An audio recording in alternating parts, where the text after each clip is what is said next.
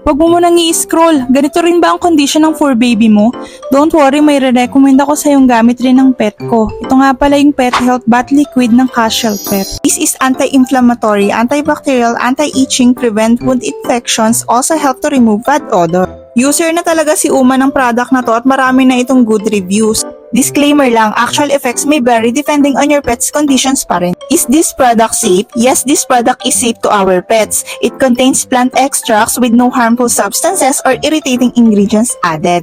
Paano po ba ito gamitin? Para po ba itong shampoo? Hindi po ito direct ibubuhos sa katawan ng inyong mga pets ha. Imimix nyo lang po ito sa tubig. Then tsaka nyo po ibabad yung pet ninyo or i-massage nyo sa katawan niya hanggang mag-foam for 5 to 10 minutes. Lahat pwedeng gumamit po nito, aso man o pusa, may skin condition man o wala. Ang condition kasi ni Uma, ayoko kasi yung lagi siyang nagkakamot, nagiging habit niya na rin kasi tapos nagsusugat syempre. Kaya kung katulad ni Uma yung mga pet ninyo na laging nagkakamot, bagay na bagay